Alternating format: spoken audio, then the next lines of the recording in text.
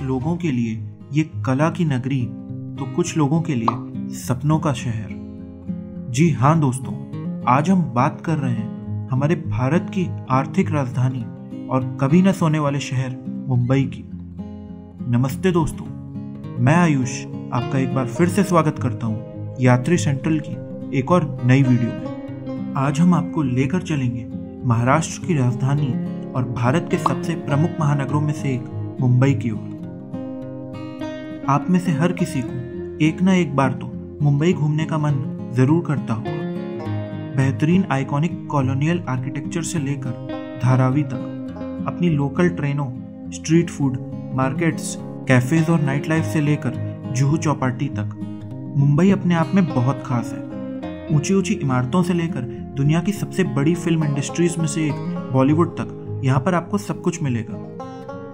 आज के इस वीडियो में हम मुंबई की सभी घूमने की प्लेसेस कवर करेंगे। यहाँ पहुँचने से लेकर खाना पीना, रहना, घूमना, आइटनरी और इस टूर को आप कम बजट में किस प्रकार पूरा कर सकते हैं। दोस्तों, इस वीडियो में हमने एकदम डिटेल्ड इन्फॉर्मेशन दी है, इसलिए थोड़ा लंबा हो सकता। आप सभी से गुजारिश है कि इस वीडियो के अंत तक हमारे साथ बने रहें और आइए हम चलते हैं सपनों की नगरी मुंबई की ओर। मुंबई वैसे तो आप पूरे साल जा सकते हैं, पर अक्टूबर से मार्च के बीच यहाँ घूमना सबसे अच्छा रहेगा। अप्रैल से जून तक यहाँ बहुत गर्मी पड़ती है और जुलाई से सितंबर मानसून की बारिश। मुंबई में देश भर के सभी त्योहारों को बहुत धूमधाम से मनाया जाता है। अगर आप गणेश चतुर्थी के दौरान यहाँ पर आते हैं तो आपको यहाँ की रौनक देखते ही बनेगी। आइए हम वीडियो के पहले सेक्शन में बात करते हैं मुंबई में घूमने की टॉप प्लेसेस के बारे में। शुरुआत करते हैं डे 1 से, जिसमें हम साउथ मुंबई कवर करने वाले हैं। दोस्तों, मुंबई का नाम आते ही हम सबके मन में गेटवे ऑफ इंडिया की तस्वीर आ जाती है। हमारे देश में मुगल आर्किटेक्चर के बाद यूरोपीय आर्किटेक्चर सबसे ज्यादा देखा जाता है, जिसका सबसे बड़ा उदाहरण गेटवे ऑफ इंडिया है। इसका निर्माण सन 1911 से 1925 के बीच किंग जॉर्ज V और क्वीन मैरी के अपोलो बंदर पर स्वागत के लिए किया गया था।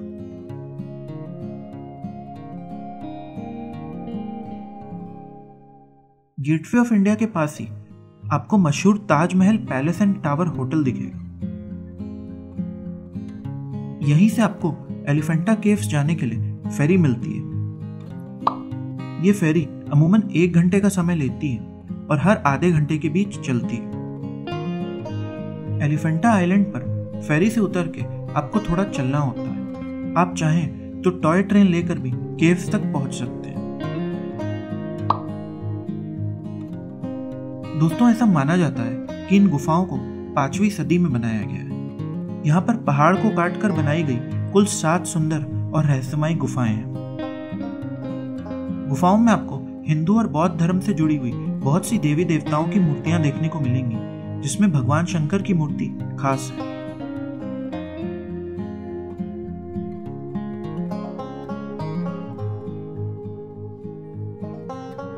बढ़ते हैं अगली प्लेस की ओर, जिसका नाम है कोलाबा कॉजवे। दोस्तों, ये गेटवे ऑफ इंडिया के पास ही है और यहाँ बहुत सुंदर और हैपनिंग मार्केट है।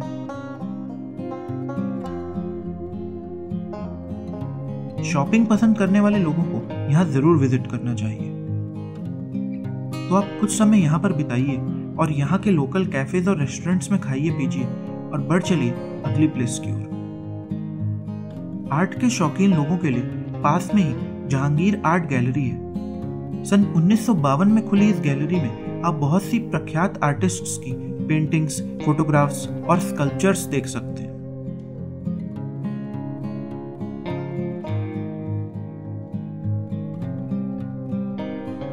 हिस्ट्री में रुचि रखने वाले लोगों के लिए पास में ही छत्रपति शिवाजी महाराज वास्तु संग्रहालय है। इसका आर्किटेक्चर बहुत ही शानदार है और यहाँ 50,000 से ज्यादा पुराने आर्टिफैक्ट्स और बहुत सी गैलरीज देखने को मिलती हैं। दोस्तों, इसी एरिया में मुंबई का CSMT यानी कि Chhatrapati Shivaji Maharaj terminus railway station है। इसका आर्किटेक्चर बहुत ही सुंदर है और ये मुंबई के आइकॉनिक लैंडमार्क्स में से एक है। भारत की पहली ट्रेन यहीं से थाने तक के लिए चलाई गई थी।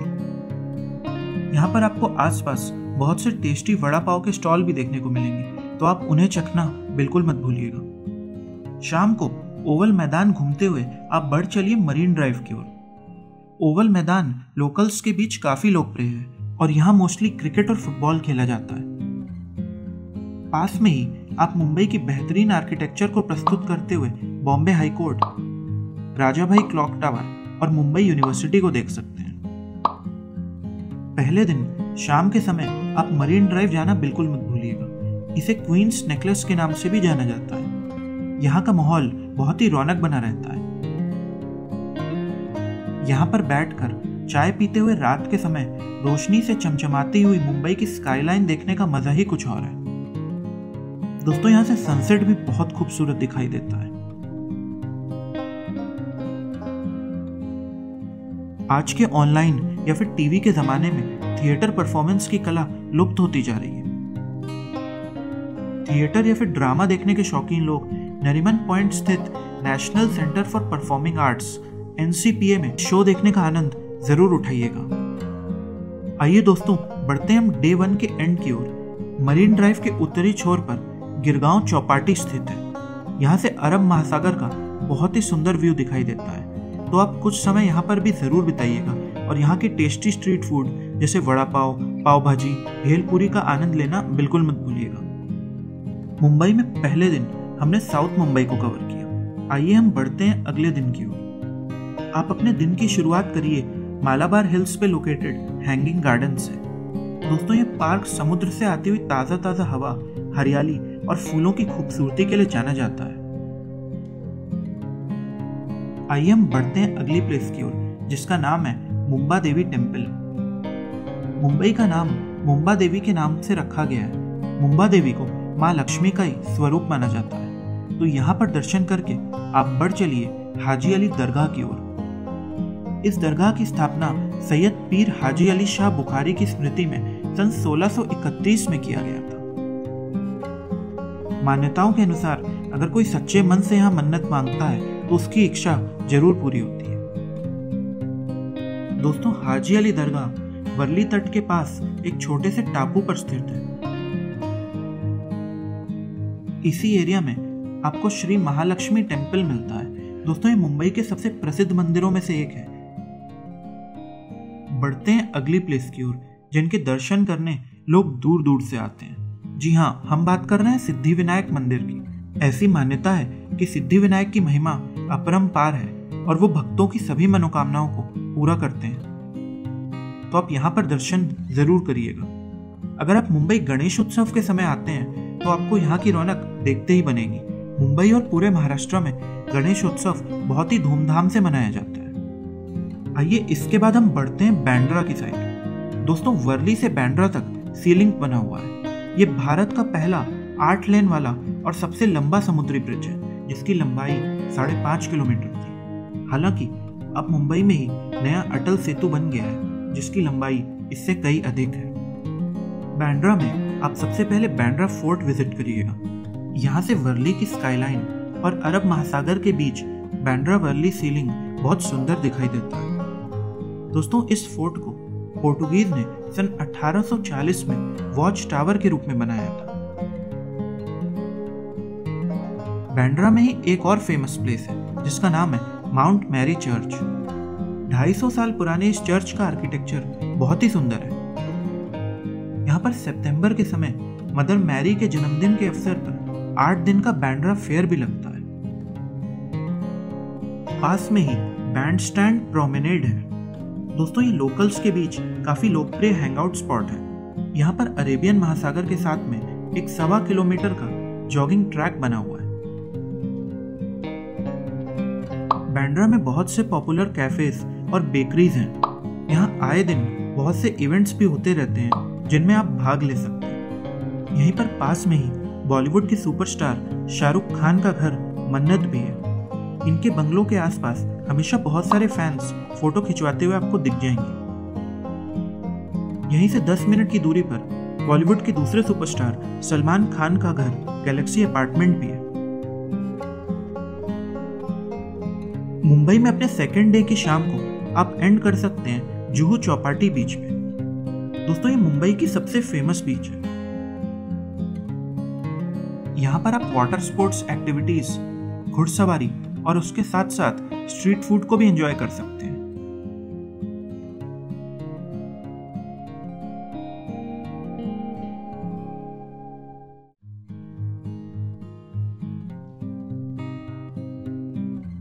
शाम के समय यहाँ से सनसेट बहुत खूबसूरत दिखाई देता है। दोस्तों, जुहू एरिया में बहुत से बॉलीवुड सेलिब्रिटीज का घर भी है, जैसे अक्षय कुमार, अजय देवगन, अमिताभ बच्चन जी और बहुत से फिल्म स्टार्स यहाँ पर रहते हैं। जुहू का इस्कॉन मंदिर भी पास में ही स्थित है, तो आप वहां पर जाकर राधा कृष्णा जी के दर्शन कर सकते हैं। तो ऐसे पूरे होते हैं आपके 2 दिन मुंबई में। आइए बढ़ते हैं तीसरे दिन की ओर। दोस्तों, आप बॉलीवुड और मुंबई की फिल्म सिटी के बारे में तो जानते ही होंगे। तीसरे दिन आप अपने दिन की शुरुआत करिए दादा साहेब फाल्के चित्रनगरी यानी कि मुंबई का फिल्म सिटी का टूर करके। इस टूर में आप बहुत से फिल्मों और टीवी शोज के सेट देख सकते हैं। आपकी किस्मत अच्छी रही तो आप लाइव शूटिंग भी देख सकते हैं। इस टूर में आपके साथ एक टूर गाइड भी चलते हैं जो आपको सभी इंफॉर्मेशन देते रहते हैं। यहीं पर पास में ही संजय गांधी नेशनल पार्क है। लोग मुंबई की बिजी लाइफ से कुछ पल सुकून के लिए निकाल के यहाँ विजिट करते हैं। यहाँ पर आप लॉयन और टाइगर सफारी कर सकते हैं, लेक पर घूम सकते हैं, पिकनिक मना सकते हैं या फिर 2500 साल पुरानी कान्हेरी केव्स जा सकते हैं। दोस्तों, अगर आप मॉनसून के समय विजिट करते हैं तो आपको बहुत से छोटे बड़े वाटरफॉल्स भी यहाँ पे देखने को मिलेंगे। लोकल्स के बीच ये पार्क साइकिलिंग, कैंपिंग और मॉर्निंग वॉक्स के लिए काफी फेमस है। अगर आपने अभी तक बताई हुई मुंबई की सभी प्लेसेस को घूम लिया है और आपके पास समय बच जाता है तो आप इन और भी कुछ प्लेसेस को घूम सकते हैं। इसमें सबसे पहला नाम आता है ग्लोबल विपासना पैगोडा का। दोस्तों, ग्लोबल विपासना पैगोडा एक बहुत ही बड़ा गुंबदनुमा आकार में बना हुआ मेडिटेशन हॉल है। इसके ऊपर गोल्ड प्लेटिंग की गई है। यहाँ पर एक साथ 8000 लोग मेडिटेशन कर सकते हैं। ये पैगोडा शांति और एकता का प्रतीक है। ऐसा बोला जाता है कि इस पैगोडा के सेंट्रल स्टोन के ऊपर गौतम बुद्ध जी के अवशेष रखे हुए हैं। ये पैगोडा मुंबई के गोराई इलाके में स्थित है और इसी के पास एसएल वर्ल्ड एम्यूजमेंट पार्क और वाटर किंगडम है। यहाँ पर पहुंचने के लिए आपको बोरीवली से गोराई जेट्टी लेनी होती है और वो आपको यहाँ पर लाकर छोड़ देती है। वैसे तो आप मुंबई में जितने भी दिन रुकें और घूमें वो कम ही है, पर हमने कोशिश की है कि आपको सारी प्लेसेस घुमाते हुए उनके बारे में पूरी जानकारी दे दें। इसके अलावा भी मुंबई में बहुत सी प्लेसेस हैं जिन्हें आप अपनी आइटनरी में शामिल कर सकते हैं। Worli Fort, Madh Island Fort और Madh Island Beach, Dadar Chowpatty, Versova Beach, Aksa Beach, Gorai Beach, Mahakali Caves और मुंबई का जू। अगर आपके पास मुंबई में एक्स्ट्रा दिन बच जाते हैं तो आप इन प्लेसेस को भी जरूर घूमिएगा। आइए आगे हम बात करते हैं मुंबई के फेमस मार्केट्स की। दोस्तों, वैसे तो मुंबई में बहुत से मार्केट्स एंड मॉल्स हैं जिनकी रौनक देखते ही बनती है, पर इनमें कुछ मार्केट्स टूरिस्ट और लोकल्स के बीच काफी फेमस हैं, तो उन्हें आप विजिट करना बिल्कुल मत भूलिए। बात करें मुंबई के फेमस ईटरीज की तो आपको इन प्लेसेस पे खाना बिल्कुल नहीं मिस करना चाहिए।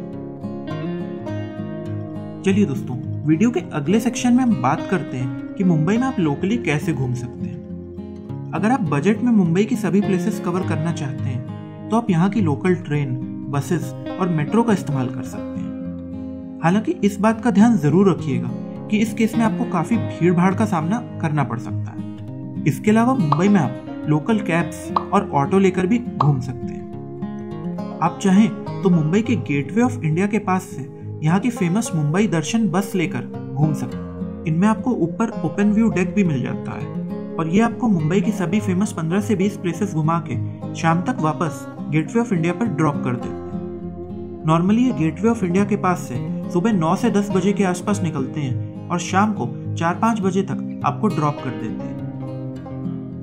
मुंबई दर्शन बस को आप ऑनलाइन या फिर गेटवे ऑफ इंडिया के पास जो बहुत से टिकट सेलर्स होते हैं उनसे डायरेक्टली बुक कर सकते हैं। चलिए दोस्तों, वीडियो के अगले सेक्शन में हम बात करते हैं कि आपको मुंबई पहुंचना कैसे है। अगर आप बाई रोड आते हैं तो अपनी गाड़ी, बस या फिर टैक्सी से आप यहाँ पहुंच सकते हैं। मुंबई देश के बाकी हिस्सों से राष्ट्रीय राजमार्ग और एक्सप्रेसवे से बहुत अच्छी कनेक्टिविटी प्रदान करता है। यहाँ आने का जो बेस्ट तरीका है वो है बाई ट्रेन। मुंबई के लिए देश के अलग अलग कोनों से आपको डायरेक्ट ट्रेन मिल जाएगी। यहाँ के जो मेन रेलवे स्टेशन हैं वो है CSMT, Mumbai central, Lokmanya Tilak terminus, Dadar और बांद्रा टर्मिनस। इसके अलावा आप बाई फ्लाइट मुंबई के छत्रपति शिवाजी इंटरनेशनल एयरपोर्ट तक भारत और बाकी देशों से डायरेक्ट फ्लाइट्स लेके आ सकते हैं। आइए बढ़ते हैं वीडियो के आखिरी सेक्शन में और बात करते हैं बजट की।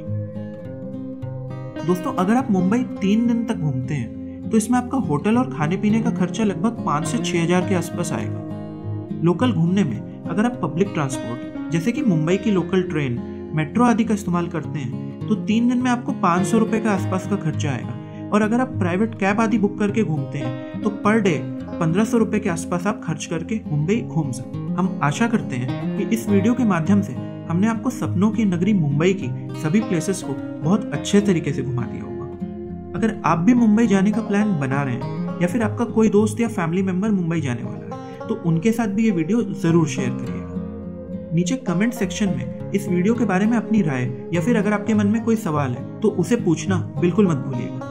और इससे पहले कि आप किसी और वीडियो में खो जाएं, हमारे चैनल यात्री सेंट्रल को सब्सक्राइब करके ही जाइए। मैं मिलता हूं आपसे अगले वीडियो में बहुत जल्द। जय हिंद।